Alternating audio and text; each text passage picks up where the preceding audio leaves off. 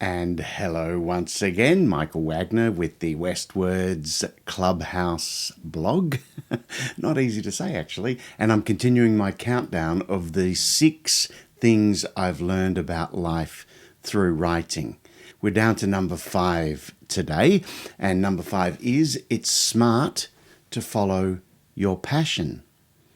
Now, that sort of sounds obvious, but I'm going to explain why it's not always that obvious.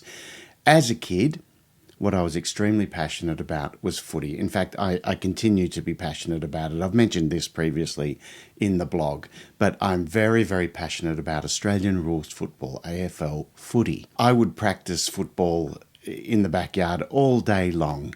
And, this is what I kind of looked like in some of the action shots of me in the backyard practicing footy. But I'm a very passionate fan of football and follow it really closely all through the winter months and the winter season in Australia. So I decided that I wanted to write some children's books, and that what I would write about was my passion. I'd write about footy. But here's the problem. Any books about footy will never sell outside of Australia, for starters.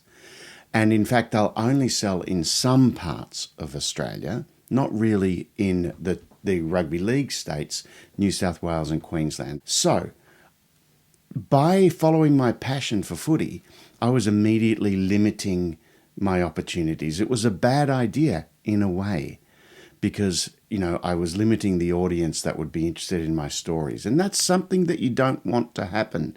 It's a risk that you're taking when you follow something. But you know what? I decided I would follow my passion. I just felt I had to. I just felt that that's what I really, really, really wanted to write about.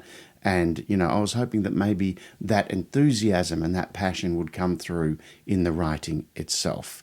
Now, so I wrote the first Max Rumble story, Max Rumble Crunched. And when I sent it to the publisher, they were a husband and wife, and they each gave me a very different reaction, and both very understandable reactions.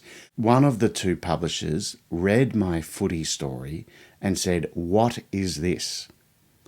While the other publisher read my footy story and said, "This is perfect."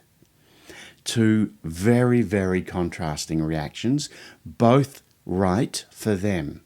One was not a fan of footy, wasn't passionate about it, didn't understand what I was doing. The other one could see the enjoyment that young readers, particularly boys and girls keen on footy, would get out of these stories. So one saw it as bad, and the other one saw it as good. And then they published it, and it sold extremely well. It's been in print for over 15, 16, 17 years now, and kids are still enjoying it in schools. And it grew to be 9 books in the footy series, then 8 cricket books, and then 3 soccer books as well. So my lesson from all of that is, if you write passionately about something you genuinely care about, that's the best way to go, because whatever the audience is out there, if they're passionate in the same way you are, they're going to really love it. You could write more logically. I could say, okay, I don't want to write about Australian rules football. I want to write about tennis, that's played around the world, doesn't limit your audience. But I'm not as passionate about tennis as I am about footy. And I think that would come out in the way the stories are written. They'd come out as less humorous, less excitable, less passionate, because that would be the truth of what I was doing. So, logic can lead you in the whole wrong direction, which is why I say lesson in life number 5 is it's smart to follow your passion.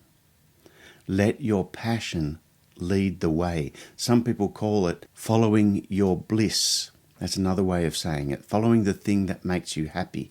And there is a belief amongst some psychological people that your passion is kind of like your future self saying, you'll need to know about this stuff later, so get really interested in it now. I don't know if I believe that. I kind of probably do, but that might not be for everyone. Regardless of the reason, it is best to follow your passion. That's where you'll end up with the best stuff.